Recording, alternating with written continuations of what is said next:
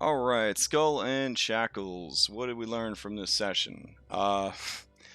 So in this past session of Skull and Shackles, the party had agreed, reluctantly, to save the citizens of Shenshu Bay and Chozu from the Dokufu,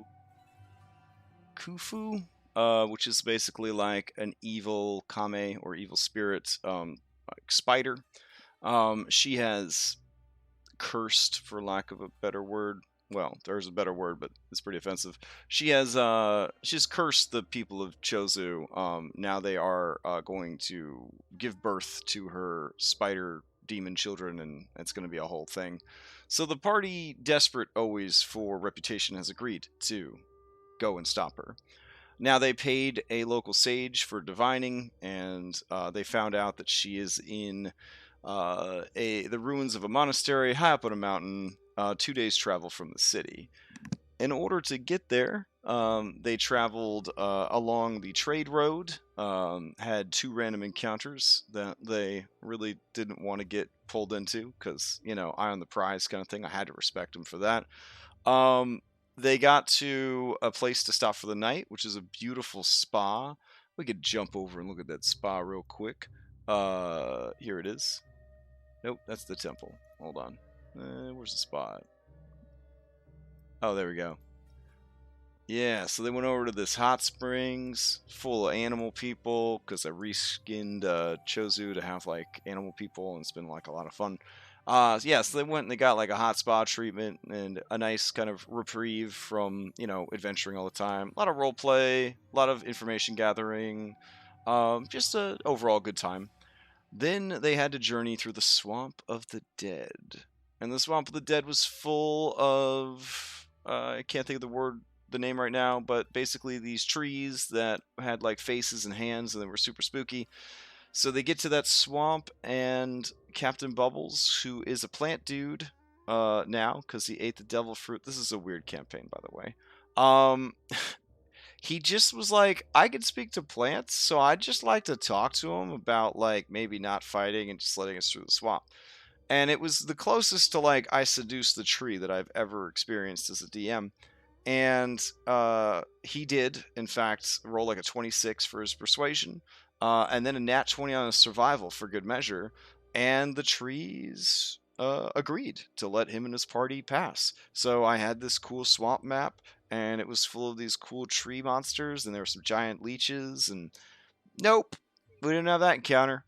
So then they make it to the mountains, and in the mountains they are the foothills of Indomitable Flame, and they are inhabited by what the locals call the fire lizards. And the fire lizards are basically these crazy looking rhinoceroses made out of lava. Here, I'll show the picture because it's so cool. And I haven't gotten to get these guys into gameplay. I've tried in like 2 campaigns now. I can never seem to get them on the table. So I've got these super badass things. Full disclosure, they're boulets that have been reskinned to, be fire creatures. But yeah, it was like I was like really excited. They have like a flame aura around them. They're gonna burst out of the earth. They're gonna leave lava behind. I got like reactions, the horn attack, and all that kind of stuff. And they have an awesome armor class, but if you use cold on them, it lowers their AC. All this cool stuff. Um, so they checked the area out. They saw that it was blasted and things like that.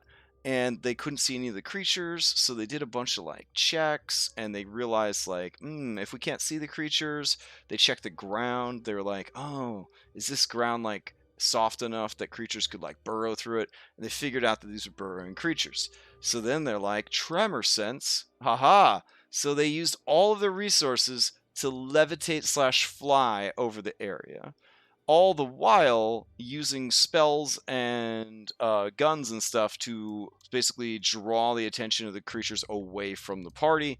And then they like Silver Surfered their way past this encounter as well.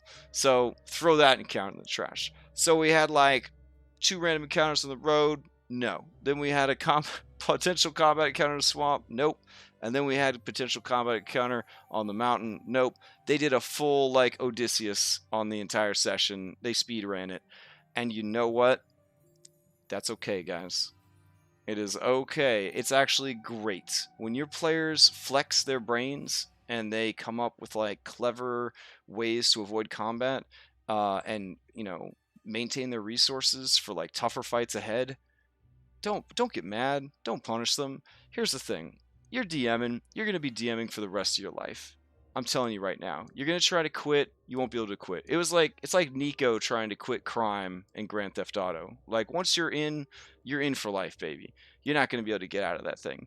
So just accept the fact that you're a DM for life, and if you didn't get to use your awesome lava rhino lizards this time, there'll be a next time. If you didn't get to use your cool mountain pass map, every world's got mountains. You're going to get to use it again someday. Celebrate the cleverness and the success of your players. Embrace it. Put the map back in the box for next time. All right.